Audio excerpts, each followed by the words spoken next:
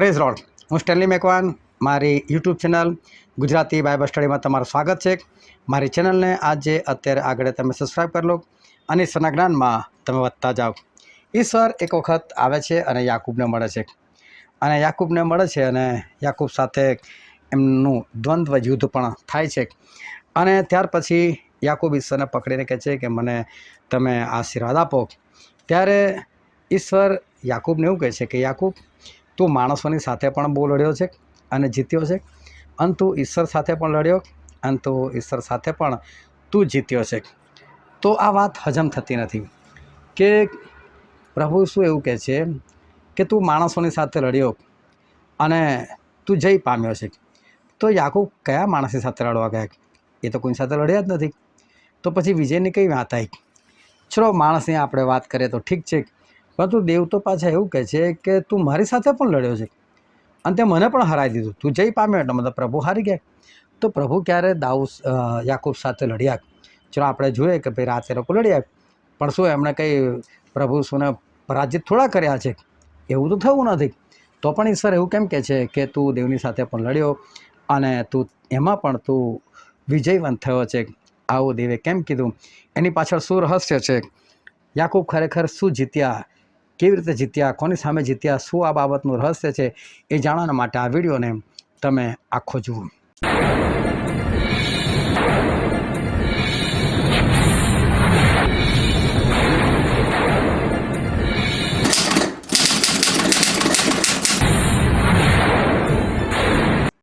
યાકૂબ એકવાર પોતાના ઘેટા બકરા અને પોતાની પત્નીઓ અને બાળકો સાથે જ્યારે લાબાનના ઘરેથી નીકળીને પોતાના ઘર તરફ આવતા હતા અને એક જગ્યા પર રસ્તામાં એ એવું કરે છે કે બધાને આગળ મોકલી દે છે અને પોતે એક જગ્યા પર રાત્રે એ રોકાઈ જાય છે. એકલા રોકાય છે રાત્રે, અને ત્યાં રાત્રે દેવ એમની પાસે આવે છે. અને દેવ એમની પાસે આવે છે. અંધારું પુષ્કળ હતું એટલે કોઈ દેખાઈ ના શકે, પણ એટલું ખબર પડે કે કોઈક વ્યક્તિ અહીંયા આવીને ઊભું રહ્યું છે. એટલે યાકૂબ સમજી ગયા કોઈ આવ્યું. એટલે યાકૂબને કોઈ ચૂલ લૂંટારો હશે. એટલે યાકૂબે સીધો વાર કર્યો અને મારવાનો પ્રયત્ન કર્યો, અને એની સતત ફાઇટ જે છે એ દેવ સાથે થઈ. સવાર સુધી એ લોકો લડતા રહ્યા, પરંતુ ત્યાર પછી જ્યારે એ જીતી નહીં શકતો ત્યારે બાઇબલની અંદર એવું લખવામાં આવ્યું છે કે એમને પકડી લીધા અને લાગ્યું કે આ મારી સામે માણસ છે ને, કોઈ માણસ નથી પણ આ દેવ જ હશે. એટલે પછી કે તમે મને આશીર્વાદ આપો કહે છે. તો કે મારો સમય થઈ ગયો છે, મને જવા દે. તો કહે છે કે ના ના, મને આશીર્વાદ આપીને જાઓ. ત્યારે પ્રભુ એની જોડે જે વાત કરે છે એ હું તમને કલમની અંદર વાંચીને બતાવું. ઉત્પત્તિનું પુસ્તક, તેનો 32મો અધ્યાય અને 28મી કલમ. અને તે બોલ્યો, હવેથી તારું નામ યાકૂબ નહીં પણ ઇઝરાયલ કહેવાશે, કેમ કે દેવની તથા માણસોની સાથે તે યુદ્ધ કર્યું છે ને જય પામ્યો છે. જો ઈશ્વરે આવી વાત કરી કે તું માણસોની સાથે અને દેવની સાથે ત્યાં યુદ્ધ કર્યું છે ને જય પામ્યો છે. આપણને એવું લાગે કે પ્રભુ કહે છે એટલે વાત તો સાચી. પ્રભુ કદી જૂઠું બોલતા નથી, એમનાથી જૂઠું બોલી શકાતું નથી. તો એ વાત સાચી કે યાકૂબ એ બંનેની સાથે લડ્યો છે ને જય પણ પામ્યો છે. પણ કઈ રીતે આપણે કઈ રીતે માની શકીએ કોની સાથે લડ્યા અને કેવી રીતે એ જીતી શક્યા? એ વાત આપણે માની શકીએ. તો યાકૂબ જે છે એ સંતાન છે ઈસહાકનું, અને ઈસહાકની પત્ની હતી રિબેકા. હવે રિબેકા વાંજણી હતી અને એમને બાળકો થતા નહોતા. એટલે એક વખત એવું થયું કે ઈસાકે જોયું કે મારી પત્નીના બાળકો નથી થતા, એટલે એમણે પોતાની પત્નીના માટે પ્રાર્થના કરી. અને આ જે રિબેકા છે એ રિબકા ગર્ભવતી થાય છે અને એમના પેટીની અંદર જોડ હતી, એટલે કે જોડિયા બાળકો હતા. અને જોડિયા બાળકો હતા એ લોકોએ અંદર બાજાબાજ કરી. અને બાજાબાજ કરી, હવે છોકરાઓ અંદર બાજાબાજ કરે. આ તો પહેલાં સાંભળીને જ આપણને વિચિત્ર લાગે. બાઇબલમાં લખેલું છે એટલે વસ્તુ સાચી છે કે બંને બાજાબાજ કરી. અને બાજાબાજ કર્યા પછી એ અંદરથી એટલી બધી ત્રાસી ગઈ, કારણ કે તમે જુઓ કે માણસની અંદર એક નાનકડી પથરી હોય ને 1 કે 2 mmની, તો એને ઊંધો પાડી નાખતો હોય દુખાવો કરીને. તો 2 બાળકો હોય, એ સ્ત્રીની પરિસ્થિતિ કેવી હોય, અને ઉપરથી અંદર બાજાબાજ કરતા હોય, તો એણે કેવો અનુભવ કર્યો હશે. એ અનુભવ આપણે સમજી શકતા નથી, પણ એ રિબકાને જ ખબર છે. પણ અનુભવ એટલો બધો ભારે હતો કે રિબકા દોડીને ઈશ્વર પાસે જાય છે અને ઈશ્વરને કહે છે, હું જીવું છું કેમ? જો મારા પેટમાં મને કંઈક થઈ રહ્યું છે, અને કરતાં હું મરી જાઉં તો કે સારું કહે છે. અને ત્યારે ઈશ્વર એની સાથે વાત કરે છે. અને આપણે કલમ વાંચીએ, ઉત્પત્તિનું પુસ્તક, તેનો 25મો અધ્યાય અને તેની 21, 22 અને 23મી કલમ. અને ઈસાકની સ્ત્રી વાંજણી હતી, માટે તેણે તેને સારું યહોવાની પ્રાર્થના કરી, અને યહોવાએ તેની પ્રાર્થના માન્ય કરી ને તેની સ્ત્રી રિબકા ગર્ભવતી થઈ, અને છોકરાઓએ તેના પેટમાં બાજાબાજ કરી. અને તેણે કહ્યું, જો એમ છે તો હું કેમ જીવતી છું? અને તે યહોવાને પૂછવા ગઈ. અને યહોવાએ તેને કહ્યું, તારા પેટમાં 2 કુળ છે, ને તારા પેટમાંથી જ 2 પ્રજાઓ ભિન્ન થશે, અને એક પ્રજા બીજી પ્રજા કરતાં બળવાન થશે, અને વડો નાનાનો દાસ થશે. ઈશ્વરે કહી દીધું કે તારા પેટમાં 2 બાળકો છે, બંને બળવાન થશે, અને જે મોટો છે એ નાનાનો દાસ થશે. આ વાત તો હતી કે હજુ સુધી કોઈ જન્મ નથી લીધો. એની પહેલાં ઈશ્વરે મોટા છોકરાને શ્રાપ કેમ આપી દીધો? કેમ એને કીધું કે નાનાનો દાસ થશે? તો એનું કારણ હતું કે યાકૂબ જે છે ને એ પહેલાં જન્મવાના હતા, અને પહેલાં જન્મ લઈને એ જ્યેષ્ઠ બનવાના હતા. પરંતુ અંદર પેલો જે એસાવ હતો, એ એસાવે યાકૂબને માર્યો ધક્કો, બાજાબાજ કરી જે લખ્યું છે ને, તો એનો જે ખરો જે નિરાકરણ આવે છે આ છે કે એણે બાજાબાજ કરી એટલે એટલા માટે કે ભાઈ મારે પહેલાં જવું છે, મારે પહેલાં જવું છે. અને એમ કરીને એસાવ જે છે એ યાકૂબને ધક્કો મારીને એ પહેલાં જન્મી લીધા. કાયદેસર જે રીતે પરિસ્થિતિ હતી એ પ્રમાણે યાકૂબ પહેલાં જન્મ લેવાના હતા, અને યાકૂબ પહેલાં જન્મ લે એટલે યાકૂબ જ્યેષ્ઠ પુત્ર બને. અને એ જમાનામાં એવું હતું કે જે જ્યેષ્ઠ પુત્ર હોય ને એની પર એક તો આશીર્વાદ આવે. એ આશીર્વાદ કેવો કે એના બાપની જેટલી બી મિલકત હોય ને એનો અડધો ભાગ તો એને મળી જ જાય. એટલે સમજો કે 2 છોકરા છે તો અડધો ભાગ બેઉને મળે. પરંતુ પહેલાં શું થાય કે જે જ્યેષ્ઠ પુત્ર હોય ને એને અડધો ભાગ આપી દેવાનો, અને પછી જે અડધો ભાગ બચે ને એમાંથી પાછા 2 ભાગ કરવાના. એટલે જો 2 જ બાળકો હોય ને તો જે જ્યેષ્ઠ પુત્ર હોય ને એને તો 75% મળી જાય ને બીજાને તો 25% મળે, જેટલા બી છોકરા હોય. પણ એમાં જે જ્યેષ્ઠ હોય એને તો પહેલાં અડધો ભાગ આપી દેવાનો. અને બાળકો જ્યારે એની માના પેટમાં હોય છે ને ત્યારથી જ એની માં જે કંઈ ગ્રહણ કરે ને એ બધું જ એને અંદર ખબર પડતી હોય છે. ઇઝરાયલમાં આજે પણ સ્ત્રીઓ જ્યારે ગર્ભવતી બને ને ત્યારે સાયન્સ અને ગણિતના એ લોકો કોયડાઓ જે છે ને ઉકેલવાનો પ્રયત્ન કરે, જેથી કરીને બાળકો એટલા તંદુરસ્ત અને બહુ જ્ઞાની પેદા થાય. અને આપણે જોઈએ છે કે એવું જ છે. અને માટે આ બાળકોએ અંદર રહ્યા વાતો સાંભળી હશે કે જે જ્યેષ્ઠ હોય ને એને તો બમણો ભાગ મળે. એટલે એસાવે નક્કી કર્યું હું પહેલો જતો રહું તો મને આના કરતાં ડબલ મળી જાય. અને બીજી બાબત એ હતી કે જે જ્યેષ્ઠ પુત્ર હોય ને એને દેવની સેવા કરવા માટે પણ બહાર કાઢવામાં આવતો હતો, કે જો દેવની સેવા કરવી તો જ્યેષ્ઠ પુત્રએ કર્યું. તો યાકૂબ જે છે ને એ પણ જ્યેષ્ઠ બનવા માગતા હતા, પણ એમનું કારણ અલગ હતું કે મારે તો દેવની સેવા કરવી છે. પરંતુ બાજાબાજ થઈ અને જે એસાવ હતો એ પહેલાં ધક્કો મારી નાખ્યો. એટલે આ બધું કોઈ બીજાને દેખાતું નથી, પણ પ્રભુને દેખાય છે. અને પ્રભુને દેખાય છે ને એટલે પ્રભુએ પહેલેથી જ કહી દીધું કે મોટો જે છે નાના દાસ થશે, કારણ કે ખોટી રીતે એ મોટો બનીને એ આવી રહ્યો છે. હવે બહાર આવ્યા પછી પણ યાકૂબને બધી જ વાતો ખબર છે કે જ્યેષ્ઠ પુત્ર હું હતો, પરંતુ આ એસાવ બની ગયો છે, અને મારે તો ઈશ્વરની સેવા કરવી છે, ને આ તો ઈશ્વરની સેવા એના ભાગમાં ગઈ. પરંતુ એસાવને તો આમે ક્યાં ઈશ્વરના સેવક બનવું હતું. ત્યાર પછી શું થાય છે કે એક વખત યાકૂબ ખાવાનું બનાવે છે, અને એસાવ જે છે એ બહારથી થાકીને આવે છે શિકાર કરીને. તો એ આવીને એવું કહે છે કે ભાઈ મને ખાવાનું આપને. એટલે યાકૂબ એવું કહે છે કે હું આપું ખરો ખાવાનું તને, પણ કે મફત નહીં આપું, વેચાતો આપીશ. તારું જ્યેષ્ઠપણું મને વેચી દે કે છે. જો તું તારું જ્યેષ્ઠપણું મને વેચી દે તો બદલામાં હું તને ખાવાનું આપી દઉં. હવે તમે વિચાર કરો કે તમે બજારમાં જાઓ છો, તમે ભાવતાલ કરો છો. કોઈ કહે છે 10 રૂપિયાની વસ્તુ છે, કોઈ કહે છે ભાઈ હું 500 રૂપિયા લઈશ. હવે તમારે ખરીદવું કે ના ખરીદવું તો અમારા હાથમાં છે. પણ તમે 500 રૂપિયા આપીને ત્યાંથી નીકળો પછી એવું કહે કે મને છેતરી દીધો ને તો માણસ ભૂંડો છે ને ફલાણો છે ઢીકણો છે, તો વાંક તમારો છે. કારણ કે 10 રૂપિયાની વસ્તુ એણે તો તમને કહીને 500માં આપેલી છે કે મારે 500 વેચીને તમે 500માં લીધી છે, તો એણે તમને છેતર્યા નથી. પરંતુ એવું કે ભાઈ આ વસ્તુ જ 500 રૂપિયાની છે, ભલે 10 રૂપિયાની હોય, અને પછી એ તમને છેતરીને 500 રૂપિયા આપે છે, તો એ સમજી શક્યા કે તમે છેતરાય. પણ તમને કહીને આપે છે કે ભાઈ મારે 500 વેચી જાય, તમને ભલે ખબર છે કે 10 રૂપિયાની છે, પણ તમે છતાં 500 રૂપિયામાં ખરીદો તો તમે છેતરાયા છો એવું ના કહી શકાય. અને પહેલાં તમને છેતરાયા છે એવું ના કહી શકાય, એને તો કહીને જ તમને આપી છે. એ રીતે યાકૂબ પણ ચોખ્ખું જ કહે છે એસાવને કે હું તને આપું મફત નહીં, તારું જ્યેષ્ઠ પણ મને વેચી દે. તો ક્યાં એમણે છેતર્યા છે? યાકૂબે કોઈ છેતર્યા નથી. અને બાઇબલની અંદર તમને કલમ વાંચીને બતાવો, ઉત્પત્તિનું પુસ્તક તેનો 25મો અધ્યાય અને તેની 31મી કલમ. અને યાકૂબે કહ્યું આજે તું તારું જ્યેષ્ઠપણું મને વેચાતું આપ. જો સ્પષ્ટ લખે છે, માગ્યું વેચાતું, માગ્યું વેચું છું, મફત નથી આપતો, વેચીને તને આપું છું.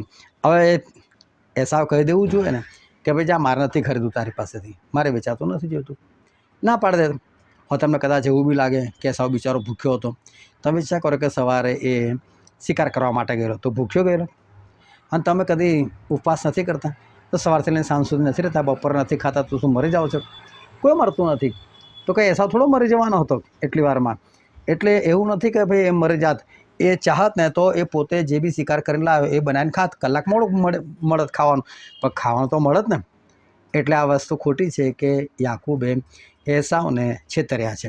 હવે શું થયું કે એમણે જે પોતાનું જ્યેષ્ઠપણ હતું, પોતે જ્યેષ્ઠ હતા, પેલો તો ધક્કો મારીને લઈ લીધેલું જ્યેષ્ઠપણું, છતાં એમણે પોતાની વસ્તુ પોતાના પૈસાથી વેચાતી લીધી.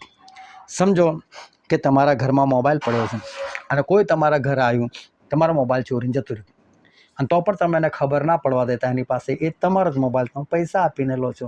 કેવું કહેવાય? આવું જ કંઈક યાકૂબે કર્યું, પરંતુ યાકૂબે કોઈની સાથે છેતરપિંડી કરી નથી.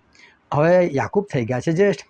હવે જ્યેષ્ઠ થઈ ગયા છે તો ઈસહાક જે આશીર્વાદ આપે એ મળવો જોઈએ યાકૂબને, કારણ કે હવે એસાવની જગ્યા પર તો એ છે, જ્યેષ્ઠ પુત્ર તો એ છે, અને જ્યેષ્ઠ પણ વેચાતું લીધું છે.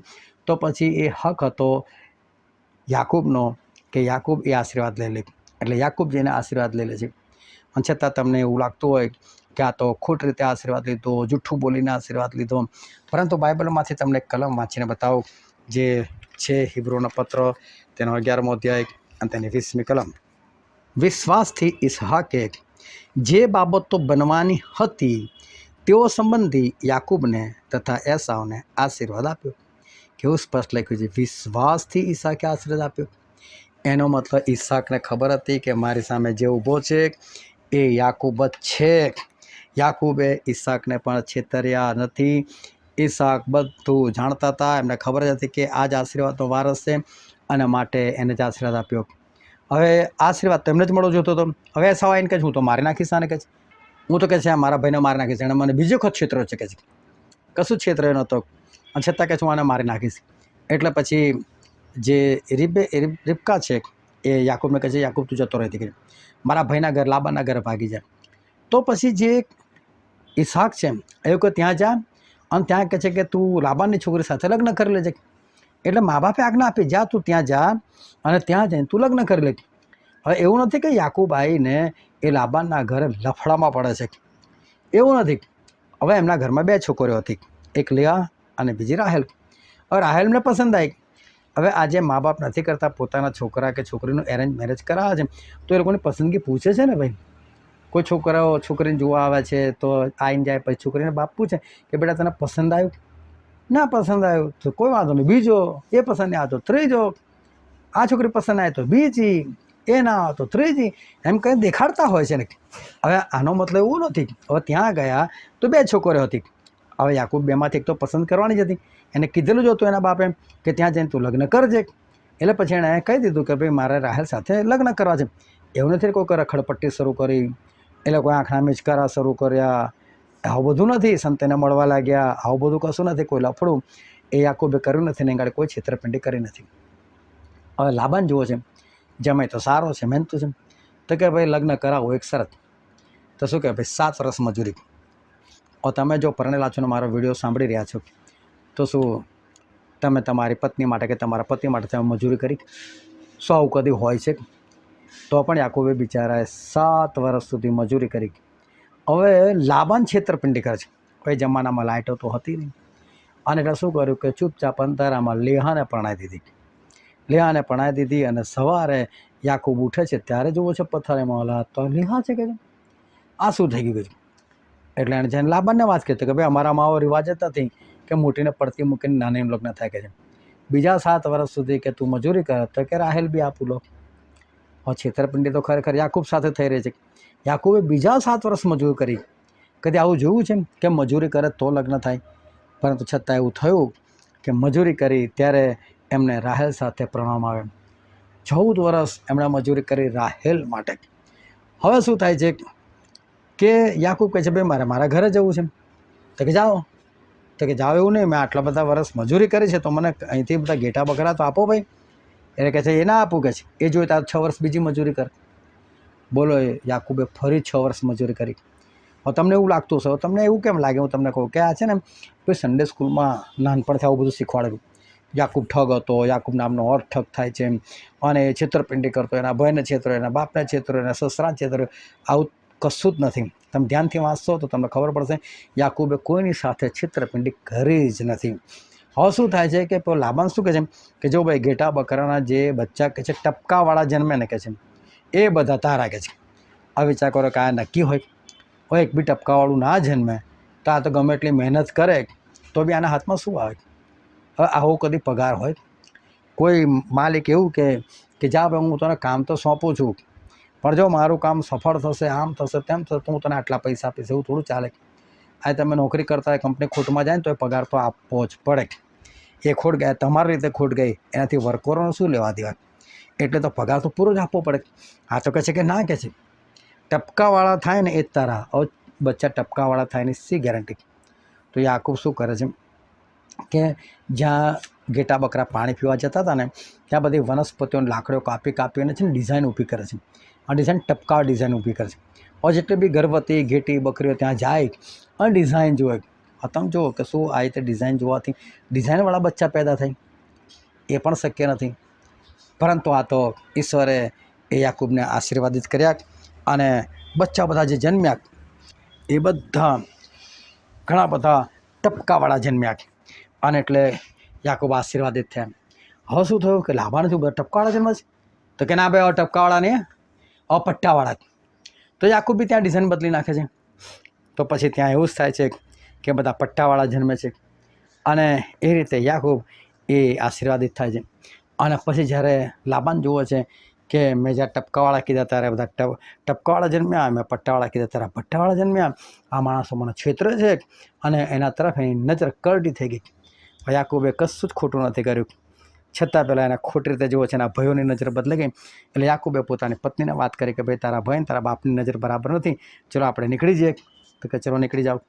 એટલે એ લોકો બધા ત્યાંથી નીકળી જાય છે અને પછી નીકળી જાય છે તો રસ્તામાં લાબાન ફરી લોકોની પાછળ આવે છે અને એ લોકોને મળે છે. અને લાબાન બહુ ગુસ્સામાં છે, પરંતુ ઈશ્વર લાબાન સાથે વાત કરે છે.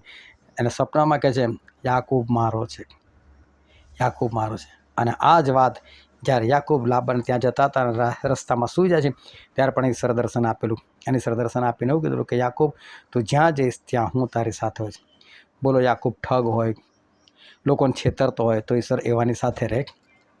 ઈશ્વર એવાની સાથે ભૂલથી પણ ના રહે. પણ જ્યારે ઈશ્વર રહેતા હોય તો એનો બીજો મતલબ એવો થયો કે એ વ્યક્તિ એ યોગ્ય છે, એ વ્યક્તિ એ બરાબર છે. આ રીતે યાકૂબ એ આશીર્વાદિત થાય છે. અને આશીર્વાદિત થાય છે એની પાછળનું કારણ એમની પોતાની મહેનત હતી, એમને પોતાનો ઈશ્વર પ્રત્યેનો પ્રેમ હતો અને ઈશ્વરની દોરવણી હતી. અને એ રીતે આ યાકૂબ એ આશીર્વાદિત થાય છે. પણ જો કોઈ સાથે લડ્યા નથી, નવા કરારમાં બાઇબલમાં એ જ વસ્તુ લખેલી છે, આપણું આ યુદ્ધ રક્ત અને માંસની સામે નથી, પરંતુ શૈતાનની સેના સાથે છે. આ શૈતાનની સેના જેની તેની અંદર રહીને આપણી સાથે લડે છે. આ આપણું એક ખરેખર એક આત્મિક યુદ્ધ ચાલી રહ્યું છે.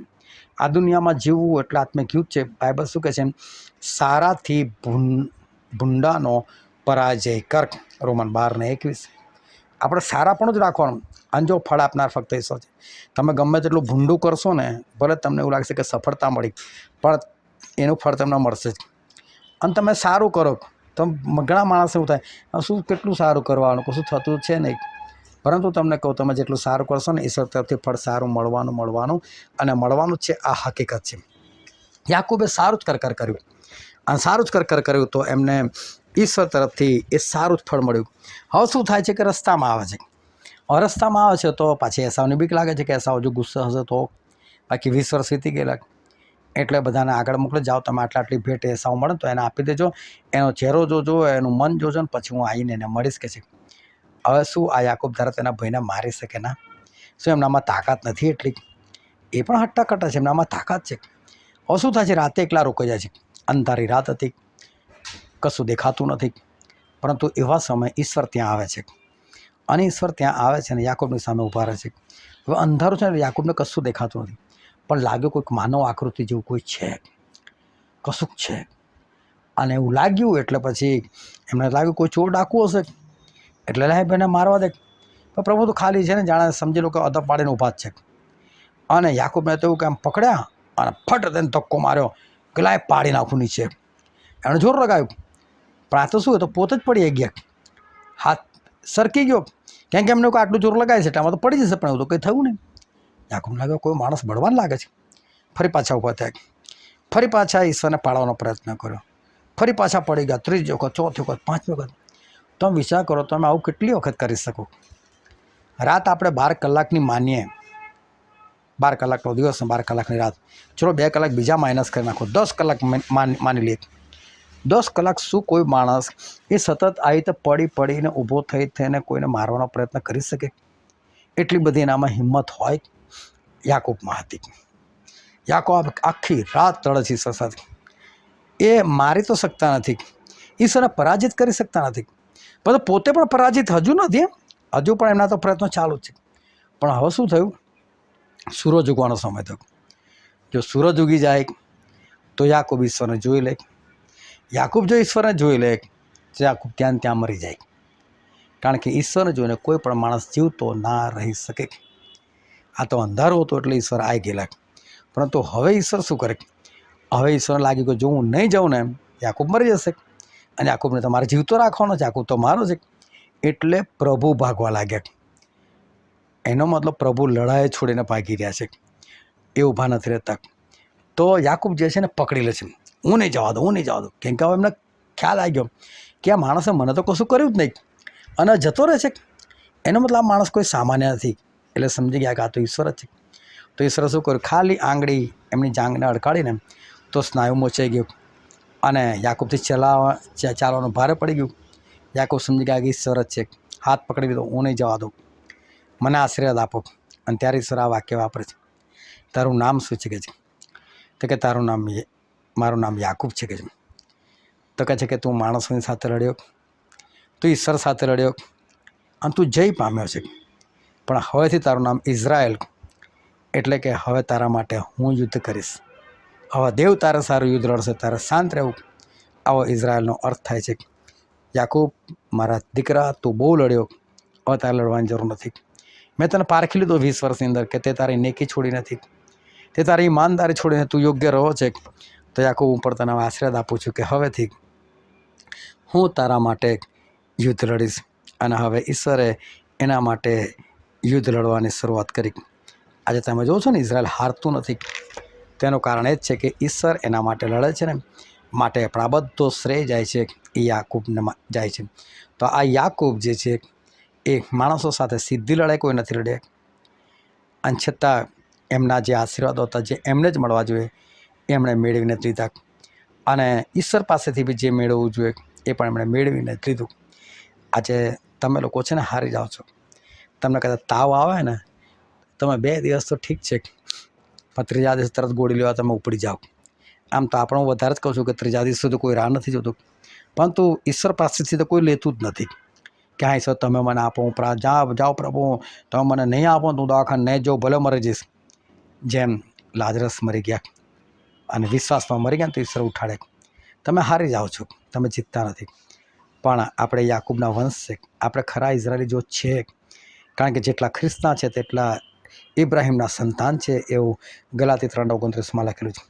જો તમે ખરેખર ખ્રિસ્તના છો, ઇબ્રાહિમના છો, તો યાકૂબના સંતાન છો, તમે ઇઝરાયલના સંતાન, તમે ખરા ઇઝરાયલી છો. હું તમને કહું છું, લડીને જીતતા શીખો. આ કોઈ આમને સામને ફાઇટિંગ નથી કરવાની, પણ જે તમારા આશીર્વાદો છે એ તમે કોઈ પણ રીતે મળવા જોઈએ. છેતરી નથી લેવાના. યાકૂબે છેતરી નથી લીધા, પરંતુ ઈશ્વરમાં વળગી રહ્યા તો ઈશ્વરે બધું અપાયું એમને.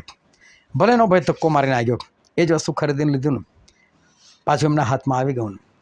એ ખરીદવા માટે પણ ઈશ્વરે સક્ષમ કર્યા ને, માટે ઈશ્વર તમને પણ સક્ષમ કરશે. પણ તમે વળગી રહો ઈશ્વરને, અને તમે પણ માણસોની સાથે લડો આ રીતે જેમ યાકૂબ લડ્યા, અને જીતો. ઈશ્વર સાથે બી લડો. ઈશ્વર તમને કશું નહીં આપો તો ચાલશે, હું તમારા વચન નહીં છોડું, હું તો તમારા વચનને વળગી જ રહીશ. ઈશ્વરે મૂસાને 2 વખત કીધું, મૂસા તું આ લોકોને લઈને વિશ્રામના દેશમાં નહીં જઈ શકે, તો બીજો હોય તો છોડીને જતો ના રહે, તમે આમાં નહીં લઈ જાઓ, જાઓ, મારે તમારું કામ નથી કરવું. પરંતુ મૂસા તો આજ્ઞા પાલનમાં વળગી રહ્યા. તો તમે જોયું ને, જ્યારે પ્રભુ ઈસુ આવ્યા ને ઇઝરાયલ દેશની અંદર, ત્યારે એ તાબોર નામના પહાડ પર મૂસા એમને મળવા આવેલા કે નહીં? ઈશ્વરે એમને લઈ જવા પડ્યા કે નહીં વિશ્રામના દેશમાં? અને મારે તમે ખાલી આજ્ઞા પાડશો ને વળગી રહેશો ને, ભલે ઈશ્વર એક નહીં આપે, કદાચ ઈશ્વર કઠોર બનશે અને તમને 1 દિવસ 2 દિવસ 10 દિવસ તમને કદાચ લબડાવે, પણ તમે વળગી રહો. અને જો વળગી રહો તો તમે જીતી જશો. અને જે વાત ઈશ્વરે યાકૂબને કીધી કે તું મારી સાથે પણ લડ્યો જય પામ્યો છે, એમ ઈશ્વર તમને પણ કહેશે. હંમેશા ઈશ્વરના વચનમાં રહીને લડતા શીખો. ઈશ્વર તમને આશીર્વાદ આપે. આમેન.